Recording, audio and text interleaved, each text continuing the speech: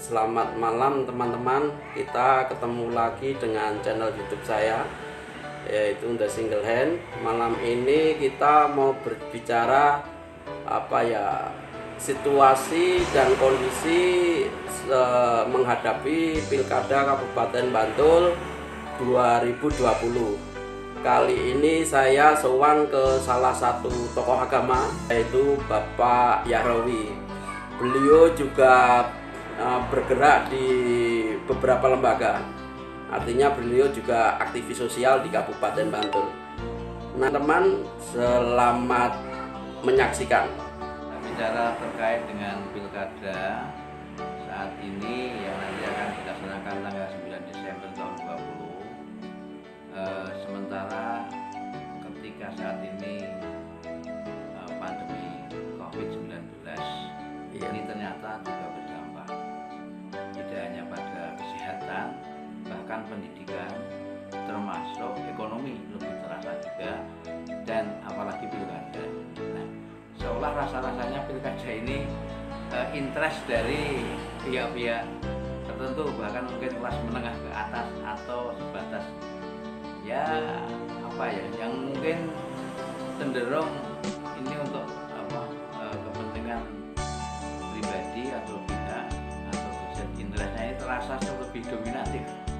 Oleh karena itu memang diperlukan edukasi agar rakyat pemilih, warga pemilih yang punya hak pilih ini nantinya betul-betul bisa mengakumulasikan kedaulatan rakyat, bahkan bisa menjadi rakyat yang berdaulat, sehingga tidak hanya legislatif yang mempunyai hak pengawasan ataupun kontrol, tapi harapan kita adalah bahwa warga pun punya hak kontrol kepada pejabat publik atau semacam setingkat kepala daerah.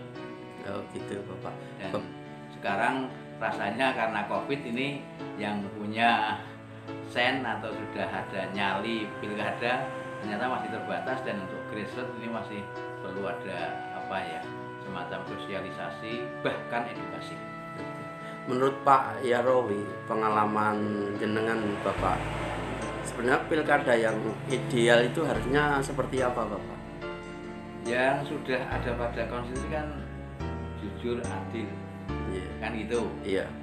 Dan terlebih mestinya kalau kita punya komitmen Pancasila, berkonstitusi, harusnya pilkada ini harus bebas politik uang apapun alibinya. Pak Yahrowi, jenengan punya sinyalemen atau indikator bahwa pilkada Bantul itu kemungkinan akan bisa mengarah ke politik uang Bapak? Kalau hal itu ini bahkan bukan lagi hal rahasia. Dugaan saya politik uang ini juga akan mendominasi bagi kandidat yang mungkin mempersiapkan anggarannya, kecuali yang memang sudah ideal pokoknya harus bebas politik uang dan mau relawan mati-matian bahkan dengan ikhlas, itu insya Allah sangat mungkin bisa diwujudkan. Nah sekarang pertanyaannya, karena masih lemahnya kualitas SDM atau indeks kualitas SDM terkait demokrasi ini, sehingga kadang-kadang karena memang kurang kontribusinya atau kurang aspiratifnya ke kepala daerah yang terpilih itu, sehingga pilkada ini untuk opo kan begitu biasanya. Karena itu ini yang kemudian malah menjadi pupuk untuk terjadinya politik uang. Itu kira-kira seperti itu Mas Bambang. Kira-kira dari sisi masyarakat Bantul itu gimana Bapak? Apakah mereka itu secara politik itu sudah dewasa atau belum Bapak? Dan kira-kira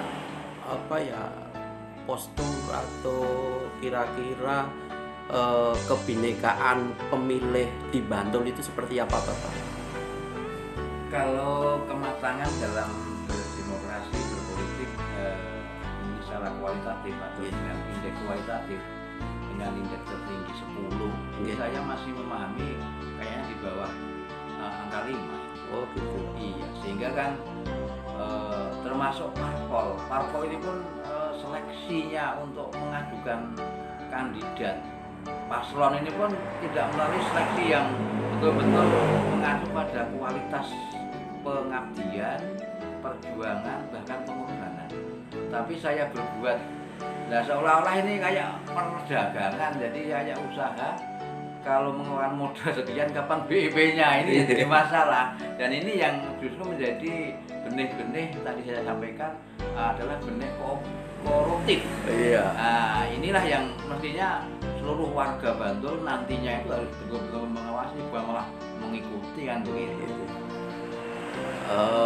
Pak Yarofi, kira-kira apa ya, jenengan bisa memberikan contohkah apa kelompok masyarakat mana yang kira-kira masih di Bantul itu? Kalau kita bagi kan bisa ada kelompok dari komunitas petani, dari termasuk komunitas difabel, itu kira-kira apakah mereka sudah aware atau sudah sadar tentang bagaimana berpolitik atau bagaimana mereka menentukan pilihan yang baik untuk pemilu ke depan, Pak Yarofi? Ya. Jadi dalam di masyarakat ini, di samping ada yang memang kondisinya itu normal, Iya. ada pula yang masuk difabel atau apalah istilahnya ya. Tapi dari aspek nilai, sekalipun itu cacat atau difabel atau apalah namanya, tetap itu nilainya sama. Iya. Setiap orang ya satu suara. Iya. Sehingga ini saya berharap sekali pada keluarga-keluarga yang ada difabel atau ada yang cacat, ini jangan kemudian dibiarkan, karena itu suaranya nilainya sama dengan profesor loh itu. Iya. Betul, Pak. Jangan sampai melihat dengan sebelah mata tentang ini difabel, karena ternyata difabel itu misalnya ya itu yang menyanyikan lagu si Didi Kempot ya. Iya. Loh, ini kan justru dari difabel itu. Iya. Sehingga difabel ini bukan kemudian hal yang yang perlu diremehkan. Iya. Kalau saya mestinya ini harus didetek oleh lembaga pendidikan, apa sih potensi yang tersimpan pada diri seorang difabel. Termasuk pemilu harusnya mereka dilibatkan juga ya, Pak? Iya, termasuk bahkan kalau perlu difabel suruh kampanye, nggak masalah. Iya. Nah ini yang belum dilakukan oleh pihak-pihak terkait dengan masalah pilkada. Karena itu pada kesempatan ini saya sangat menghimbau terutama kepada pemerintah, dinas sosial dan lain-lain yang terkait dengan masalah difabel ini untuk bisa lebih proporsi sehingga difabel justru nanti akan mendapatkan nilai lebih dari yang normal-normal. Ternyatanya memang yang normal juga tidak serta-merta baik.